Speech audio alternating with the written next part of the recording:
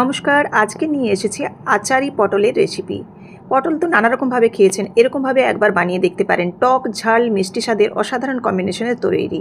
এটা লুচি রুটি পরোটা সব কিছুর সাথেই খাওয়া যায়। প্রথমে পটলটাকে লবণ দিয়ে আমি ভেজে তুলে নিলাম। এবার ডুমো করে কেটে রাখা আলুটাকেও লবণ দিয়ে আমি সর্ষের তেলের মধ্যে পুরো রান্নাটা করছি, দিয়ে ঢাকা চাপা দিয়ে এটাকেও ভেজে তুলে নিলাম। আলুটা কিন্তু এখানে প্রায় 60% মতো সেদ্ধ হয়ে গেছে। এবার ওই কড়াইয়ের মধ্যে সর্ষের তেল দিলাম, আর দিলাম তেজপাতা, শুকনো লঙ্কা, আর দিয়ে দিলাম এখানে পাঁচফোড়ন গুঁড়ো, কাঁচা পাঁচফোড়নকে গুঁড়ো করে দিয়েছি। ফোড়নটা একটু ভাজা হয়ে গেলে এর মধ্যে গ্রেট করে রাখা পেঁয়াজ দিয়ে দিলাম। পেঁয়াজটা একটু ভাজা হলে এর মধ্যে কাশ্মীরি লঙ্কার গুঁড়ো আর হলুদ গুঁড়ো দিয়ে একটু নাড়াচাড়া করে এখানে টমেটো বাটা দিয়ে দিলাম, দিয়ে আদা বাটা দিয়ে এবার খুব সামান্য জল দিয়ে মশলাটাকে খুব ভালোভাবে কষাতে হবে। মশলাটা থেকে যতক্ষণ না পর্যন্ত তেল বেরিয়ে আসছে। এবার ভেজে রাখা আলু এবং পটলগুলো দিয়ে দিলাম, দিয়ে একটু নাড়াচাড়া করে লবণ এবং চিনি দিয়ে দিচ্ছি, দিয়ে একটু ভালোভাবে নাড়াচাড়া করে কষিয়ে নিতে হবে। আর এখানে মেন উপকরণ হচ্ছে ড্রাই ম্যাঙ্গো পাউডার। এটা দিলে কিন্তু একটা টক ভাব আসবে, তবেই কিন্তু এটা আচারি পটল মতো খেতে লাগবে, অর্থাৎ একটু টক ঝাল মিষ্টি এই রেসিপিটি।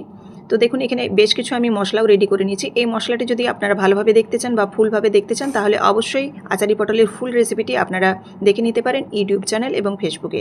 এবার এই ভাজা মশলাটা দিয়ে এবং এখানে চিলি ফ্লেক্স একটু দিয়ে এরকম শুকনো শুকনো করে নামিয়ে নিতে হবে। রেডি হয়ে যাবে আচারি পটল। লুচি রুটি পরোটা সব কিছুর সাথে কিন্তু দুর্দান্ত লাগে। ভালো লাগলে